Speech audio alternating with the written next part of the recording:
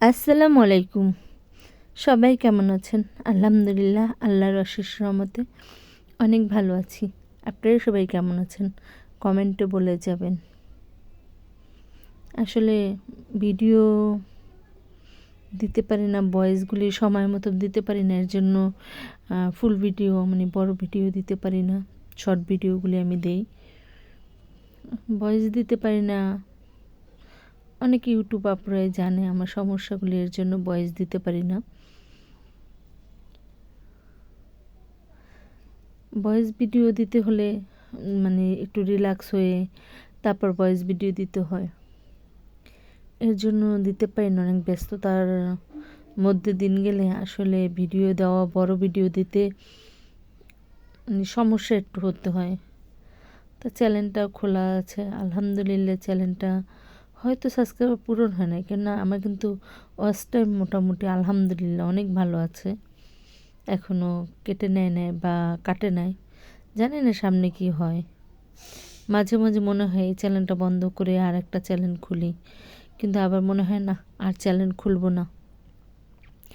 আজকে আমি মানে একটা ভিডিও দেখলাম, মানে জেমস চকলেট দিয়ে একটা যে কিডনির মতন বানায়, কে কে দেখছেন ভিডিওটা তা জানি না। মানে চকলেট দিয়ে, লাল আর সাদা চকলেট দিয়ে, জেমস চকলেটগুলি দিয়ে একটা কিডনি বানায় দেখছে। তাই অনেকগুলি চকলেট, জেমস চকলেট লাল আর সাদা দিয়ে বানাইছে। বানানোর পর একটা জেমস চকলেট মানে কম পড়ছে, সে আকাশি কালার একটা জেমস চকলেট মাঝখানে বানাই দিয়ে তারা বলতেছে হ্যাঁ বানানোর সাকসেস হয়েছে।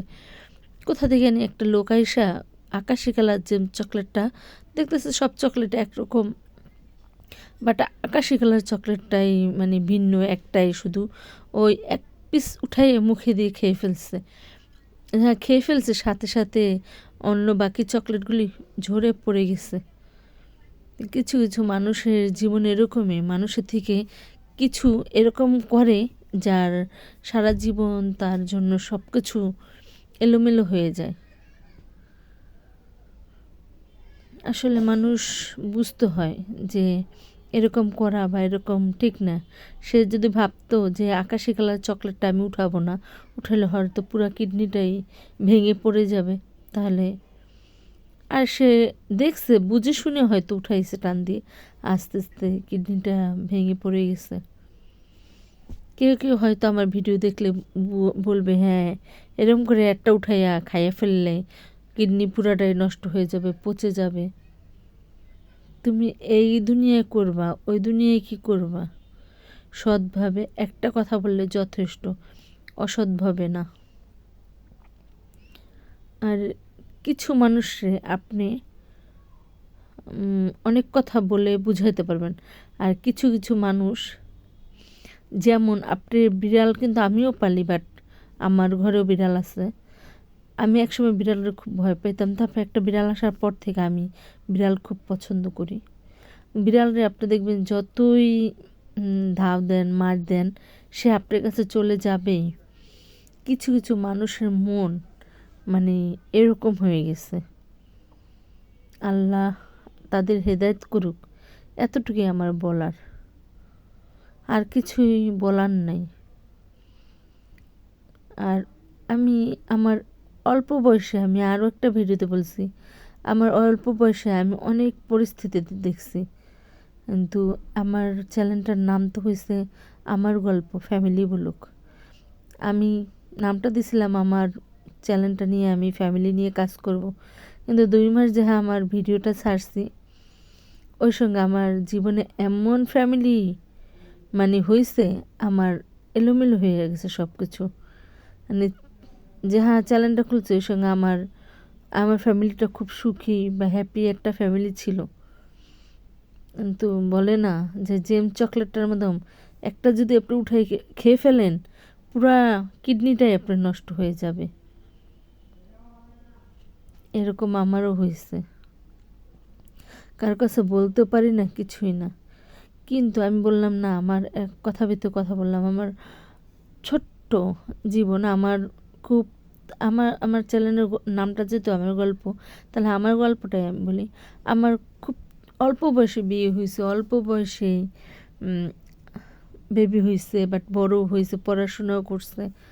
তারপরে আমি যে হাত থেকে আমি আমার ছেলে মেয়ে একটু বড় হয়ে যাচ্ছে, আমি যদি কেউ একটু কথা বলতাম সে না শুনতো, কিন্তু আমি কিছু কিছু মানুষের কথা বলাই শুনাইতে পারি না। আসলে তারা কি চায় এটা আমি মাঝে মাঝে নিজেরে নিজে জিজ্ঞেস করি যে আসলে একটা মানুষ কি চায়।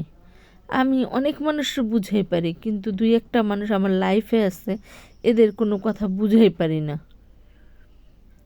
সেদিনকা আমার এক আপু হসপিটালে, তার হাজব্যান্ড অসুস্থ ছিল, দেখতে গেছি আমি আনোয়ার খান মেডিকেলের হসপিটালের, ওইটা আমি আপনাদের কিন্তু ভিডিও দিচ্ছি। ওই হসপিটালে আমি গেছিলাম আমাদের পাশের বেডেই, বাট একটা তার আব্বাকে এনে ভর্তি করছে, কাপুর আব্বাকে এনে ওখানে ভর্তি করছে বাবাকে। আমি গেছি অনেকক্ষণ পরে, আমার মেয়ে ছিল, আপুর হাজব্যান্ড সবাই মেডিকেলে ছিল। আমি যাওয়ার পর আমি তার সাথে পাশের বেড, তাতে কী হয়েছে আমি গেছি, সালাম দিছি, আপু কেমন আছো, বাট ভালো আছে সালাম দেওয়ার পর, হ্যাঁ ওয়ালাইকুম সালাম। পরে অনেকক্ষণ পরে আপু এত সুন্দর করে আমার সাথে অনেক গল্প বললো তার জীবনের। তার সাথে কিন্তু আমার চেনা ছিল না, কিন্তু সে এমনভাবে আমার সাথে গল্প করছে মনে হয় কি সে আমাকে অনেক আগ থেকে চেনে। কিন্তু তার যে পরে সে গল্প করতে করতে তার ফ্যামিলি ব্যাকগ্রাউন্ড এত ভালো, শুনে আমি তার কাছ থেকে কাইটা যেতে চাইছি যে না, তার সাথে আর কথা বলবো না, মিশবো না, বাট শুনবো না তার সাথে। সে আমাকে বলে আপনি আমার বাসায় যাবেন, আপনি নাম্বার নেন, এরকম করতেছিল। এত সুন্দর করে আমার সাথে কথা বলতেছিল, তার কথার মনে হয় আমি না, তো সে আমার সাথে এত সুন্দর করে কথা বলতেছে। তাই মাঝে মাঝে ভাবলাম যে আপুকে হয়তো আমি চিনি না, তার বাবা ভর্তি, সে খাবার নিয়ে আসছে, সে গুলশান থাকে, বাট বাবাকে দেখতে আসছে। সে প্রায় 1 ঘন্টা থেকে 1.5 ঘন্টা আমার সাথে গল্প করছে। তার দুইটা ছেলে একটা মেয়ে, ছেলে মেয়ে, তার পড়াশোনা কোথা থেকে শেষ হয়েছে, সব গল্প বলতেছে, কিন্তু তার কথাগুলি শোনার যোগ্য আমার কাছে নাই। পরে যে হ্যাঁ পুরা জানলাম, তখন মনে হয়েছে যে অনেক বড় মানুষ, কিন্তু আমি ওই জায়গার মানুষ না। তারপর সে আমার সাথে গল্প করতেছে, আমি তার থেকে বারবার কাইটা যেতেছি। সে লিফটের সামনে পর্যন্ত আমার সাথে চলে গেছে, আপু চলে যাচ্ছ, আমাদের বাসায় একদিন যাই, তুমি আমার নাম্বার রাখো, এত গল্প করতেছিল। সে অনেক বড় মাপের একটা মানুষ, অনেক বড়। আমি বারবার তার কথা শুনে আমি তার থেকে এড়াই যেতেছি, তার সাথে আর কথা বলবো না, এরকম করতেছিলাম। আমি যা পুরোপুরি শুনছি ডিটেলস, সে আমার অনেক বড় লোক ছিল। তার কথাগুলি শোনার পর থেকে আমি তার কাছ থেকে চলে গেছি, যে না আসলে সে তো আমার চেয়ে অনেক বড় লোক, তার সাথে তো কথা বলা যাবে না, এরকম করে আমি তার কাছ থেকে সরে গেছি। আমি যখন লিফটের কাছে নিচে নামবো, তখন সে আমার সাথে কথা বলার জন্য আবার লিফটের সামনে গেছে, যে আমি নিচে যে আপু আমি চলে যাব, আপনার কথাগুলি আমারে বলতেছে, আপনার কথাগুলি অনেক ভালো লাগছে, বাট আপনার সাথে গল্প করতেও আমার অনেক ভালো লাগছে। আমি ভাবলাম সে এত ভালো একটা মনের মানুষ যে সে তার লাইফের হিস্ট্রি আমার কাছে বসে বসে বলতেছিল। আর আমি তো বললাম আমার যে আপন মানুষগুলি, ওই মানুষগুলির কিছু কিছু কথা শুনাইয়া আমি ইদানিং পারি না। এর জন্য না মাঝে মাঝে আমি নিজে নিজে চুপ হয়ে থাকি, যে আর কেউর সাথে কথা বলবো না, কেউ বুঝাইতে যাব না, বাট আমি যেমন আছি এমন করেই থাকবো। কেউ বুঝাইলে যদি সে না বোঝে, তাহলে আসলে আমি দেখছি কিছু মানুষে অনেক কিছু করি, তারপর সে বুঝতে চায় না, আসলে কেন বুঝতে চায় না এটা আমি নিজেও খুঁজে পাই না। এর জন্য আমি এখন না কেউ বুঝাই না, কোনো কথা বলি না। আগে আগে আমি মানুষের অনেক বুঝাইতাম বা করতাম, এখন না আমি কোনো কিছু দেখলে চুপ করে ওখান থেকে চলে আসি, বাট কেউ বুঝাইও না, কোনো কথা বলি না। ভাবি কি আমার আপন মানুষগুলি আমার থেকে না, এই মানুষগুলিকে আমার থেকে মানবে, এটা ভেবে না চুপ করে চলে আসি। যে আমি অনেক আগে যাই, ওই সময় দেখি যে না আমার কারণে সে ভালো আছে, এইটা সেটা, ওই সময় যে ভাবি, ওই সময় আবার কেমন নিজেরা লাগে যে এখনকার যুগের মানুষই হয়তো এরকম, এখনকার পোলাপান বা যারা ছোট ছোট আছে এদের সাথে কথা বলার চেয়ে এদের বোঝানোর চেয়ে না বোঝানোটাই মনে হয় ভালো। এদের সাথে কথা মানে বলার চেয়ে না বলাটাই মানে বেটার এরকম মনে হয়। এর জন্য কথা বলি না আর বুঝাইতেও চাই না। আর আপনারা কিন্তু ভিডিও দেখতে দেখতে দেখে নিয়েছেন আমি অনেক কিছু রান্না করে নিচ্ছি। এটাও আমি একটা গিফট হিসাবে এক ছোট্ট মামুনিকে পাঠাইছি। আমার কাছে খুব ভালো লাগছে খাবারগুলি রান্না করছি কিন্তু আমি একদিনেই সকাল থেকে রান্না করছি। আপনারা দেখছেন কিন্তু মাংস যে আমি কষাইছি, কষাই অফ করে আমি যে একদিনে সকাল থেকে মানে রাত পর্যন্ত এতগুলি খাবার একা হাতে আমি রান্না করতে পারবো আমি নিজেও বুঝতে পারি না। দেখলাম 7টার মধ্যে আমার রান্না হয়ে গেছে। এর মধ্যে আমি আমার যে কাজগুলি ওইগুলি আমি ফাঁকে ফাঁকে করে নিচ্ছি। দেখা যায় আপনারা সবাই তো জানেন আমার হাজব্যান্ড অসুস্থ, অনেকেই জানেন যারা পুরনো আছেন আমার, তারা অনেকেই জিজ্ঞেস করে আপু তোমার হাজব্যান্ড কেমন আছে, ভাইয়া কেমন আছে। মানে অনেকে আমার ভাইয়া আমার হাজব্যান্ডকে ভাইয়াই বলে কেমন আছে। যেমন আমার ছোট হোক বড় হোক যেই করে আলহামদুলিল্লাহ ভালো আছে। তারাও যে আমি মাঝে মাঝে সময় দিই ওখানে যে যাই ওর সঙ্গে আমি আমার মতো, আমি যে ইউটিউবে ভিডিও দিই বা আমার ঘরে আমি ওর সঙ্গে আমার মতো। প্রত্যেকটা মানুষের জায়গায় প্রত্যেকটা মানুষ। যেদিন রান্না করছি সেদিনকেও কিন্তু আমি আমাদের দোকানে গেছি বাট বাসায় আসছি রান্না করছি সবই করছি। তারপর কেমনে নিয়ে মানে আমার কাছে মনে হয় কি আমি প্রত্যেকটা রান্না ম্যাজিকের মতো অনেক সুন্দর করে রান্না করতে পারছি।